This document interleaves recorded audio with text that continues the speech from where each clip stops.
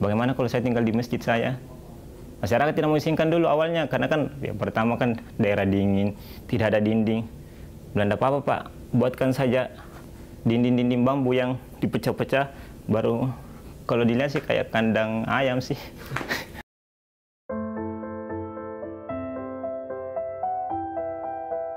Perkenalkan, nama saya Ardiansyah, sahabat ZCD yang sekarang ditempatkan di Tanah Toraja, Dusun Tondok Lemo, Kecamatan Makalis Selatan. Kenapa pemberdayaan di Tanah Toraja sangat penting? Pertama, menurut data terakhir yang diterbitkan oleh Kabupaten, di Tanah Toraja, khususnya di Tondok Lemo, Desa Bone Buntu Sisom merupakan salah satu desa termiskin kedua di kabupaten. Sehingga kami berpikir bagaimana sih masyarakat bisa keluar dari kemiskinan tersebut. Meskipun yang namanya pengentasan kemiskinan itu hal yang berat, tapi minimal kita bisa memotong dari anaknya ketika orang tuanya miskin, kita usahakan bagaimana anaknya keluar dari kemiskinan.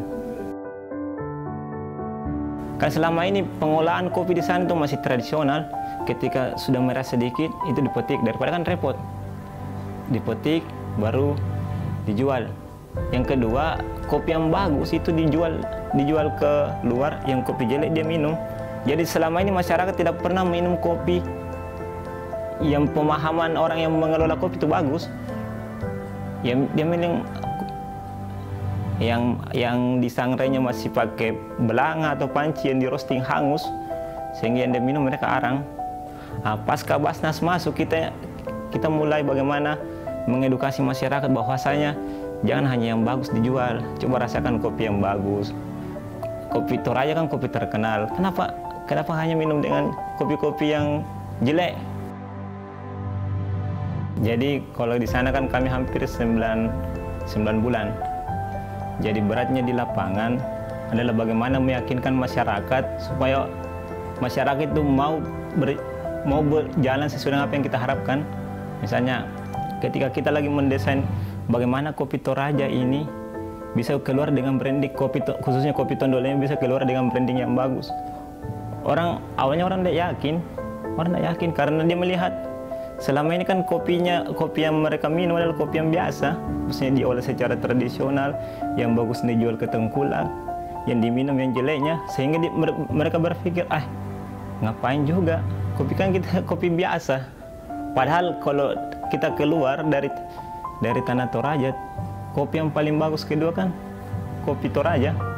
Cuma sayangnya kopi di Toraja, orang di Toraja itu menganggap kopi itu hanya hal yang biasa.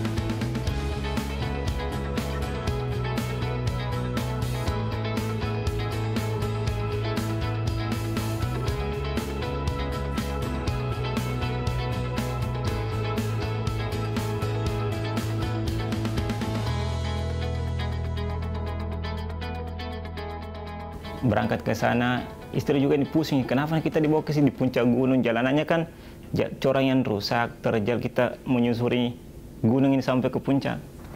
Hanya istri, aduh kenapa kita seperti ini? Dan tidak, pokoknya jalani saja dulu. Yang intinya apa yang kita lakukan ini semoga bisa bermanfaat dan ini bernilai ibadah. Awalnya juga ini berat ini karena bagaimana kita meyakinkan orang. Yang pertama karena pasca dana ini masuk kan semua jamaah diundang ke kabupaten, diundang sama bupati, mereka diperlihatkan angka-angka uang, sehingga kami masuk, orang diskusi panjang ini, lebih baik uangnya itu kasih saya 10 juta saya mau buka modal ini, semua orang mau bagi-bagi ini uang, dengan alasan kenapa dikelola orang lain, lebih baik kasih mas saja daripada Daripada sibuk urus ini urus beli, saya yang buat bengkel, buat usaha. Akhirnya saya diskusi panjang sampai yakinkan bagaimana uang ini kita kelola bersama. Satu saya tanyakan kepada mereka, ya kalau saya kasih ke uang, yakin tidak bisa dipertanggungjawabkan ini uang. Mereka tidak ada bisa bertanggung jawab. Jadi di masjid kita diskusi, sudah salah subuh kita diskusi, sampai dia yakin bahwasanya ini kepentingan bersama. Karena kami berpikir, terkadang mereka dia yang paling banyak untungnya ini. Maksudnya dia yang paling banyak mendapatkan untung dari ini. Dianggapnya kami. Makanya kami berpikir, kalau untuk apa saya mau jauh-jauh datang ke sini kalau untuk kepentingan pribadi? Tolak ukur keberhasilan kami dalam menggarap program. Kalau kami sudah keluar dari sini, program ini masih jalan. Tapi selama masih ada orang yang mau dibantu, masih ada orang yang mau dibina, kita tetap tidak akan tinggalkan ini tempat. Secara ekonomi, awalnya harga kopi ini kan dimainkan sama pedagang tengkulak.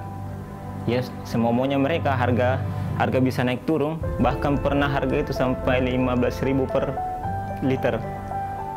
Di sana harga kopi kan hitungannya dia liter, tapi dibeli basah. Jadi ini harga fluktuatif. Kalau pas membeludak kopi ini harga turun. Padahal kalau dipikir tidak pernah ada harga kopi naik turun ini ketika sudah dikemas. Hanya di sini juga kita yakin kok, lama kita diskusi dengan masyarakat. Bagaimana ini basah? Apakah nanti ketika membeludak kopi apakah harga tidak turun? Dan tidak. Logika sederhananya, pernah tidak lihat Bapak melihat kapal api harganya turun? Oh tidak, hanya masuk lagi di kepalanya. Kemarin juga ada informasi bahwasanya akan dikirim ke Cina.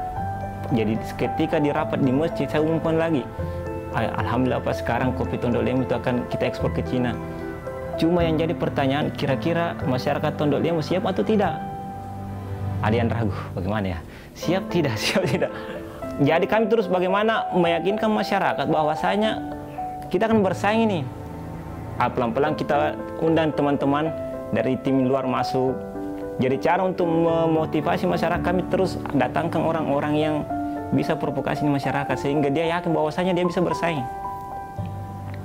Jadi ketika ada lagi foto-foto pameran di lokasi lain, kopi Tondok Lemo Pak sudah bersaing di ini lebih bagus ini anunya. Jadi begitu caranya kami meyakinkan masyarakat.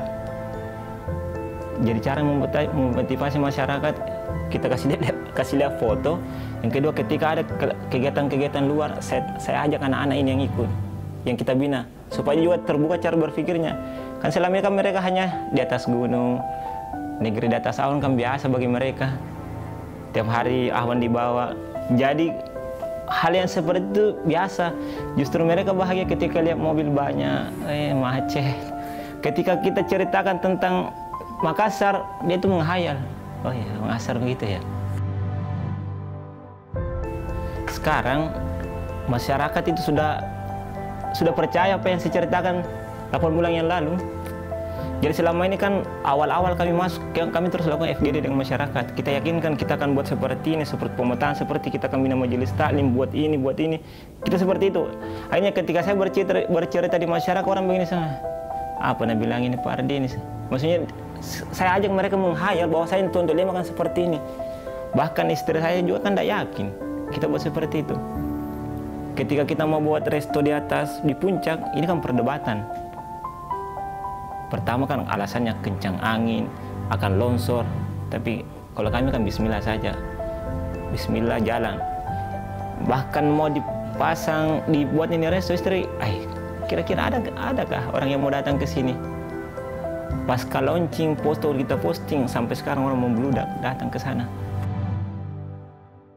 Jadi bedanya ekowisata yang dilakukan di Tondok Lemo adalah karena semua yang kita lakukan itu dilakukan oleh masyarakat. Jadi mulai dari pembuatan rumah produksi, pembangunan resto itu ke masyarakat yang kelola, kopi dikelola oleh masyarakat. Sampai sekarang resto yang kerja di masyarakat. Jadi sekarang enak. Yang namanya pemberdayaan 2-3 bulan yang paling berat itu. Tapi ketika sistem sudah jalan, yang paling santai itu saya. Sekarang keliling-keliling, orang di sana sibuk terima tamu. Ini kan kalau kami kan punya prinsip Semoga apa yang kita lakukan bermanfaat dan bernilai ibadah. Jadi kalau dikaji secara mendalam, ini yang dimaksud dengan hablum minannas wa hablum minallah. Semoga bermanfaat itu kan hablum minannasnya, dan ketika semoga menjadi bermanfaat dan bernilai ibadah itu kan hablum minallahnya. Karena kami berpikir apa yang saya lakukan ini kan berdampak ke anaknya kami. Karena kami berharap ke depan anak kami kan akan bertemu dengan orang yang akan membina ini anak. Karena ini kan namanya apa ya, hukum kausalitas ya. Dalam hukum kausalitas apa yang kita lakukan akan ada orang yang bantu ini anak ke depan. Kepada seluruh masyarakat Indonesia, Indonesia ini adalah negara yang kaya, sumber daya alam besar, baik dari pertanian, peternakan, ke laut, itu kita kaya. Tapi sekarang anak muda Indonesia itu didesain bagaimana mereka bisa bekerja di kantor. Jarang ada anak muda yang mau kembali ke kampungnya. Mereka lebih keren ketika tinggal di kota, berpakaian rapi, bekerja, pergi pagi pulang sore. Apalagi kalau bedanya kami, ya kami tidak punya kantor, memang kita kerjanya di lapangan. Makanya ketika kami ketemu dengan teman-teman kampus, lebih baik pulang ke kampung, karena bekerja di kampung kita tuh lebih real. Kami tidak mau melihat kekayaan kita ini dikelola oleh orang luar. Kita ini kaya, kita didoktrin bahwasanya pekerjaan yang paling bagus adalah jadi PNS, kerja ini, kerja di ini. Padahal meskipun kerjaannya kita itu gajinya banyak, tapi kalau kita dikerja di tempat-tempat yang kayak di kantor, tetap kita jadi anak buah. Padahal kalau teman-teman mau kembali ke kampung, jadi membina peternakan, membina masyarakat, apalagi mengajari anak-anak sholat, mengaji, itu pekerjaan yang paling bagus.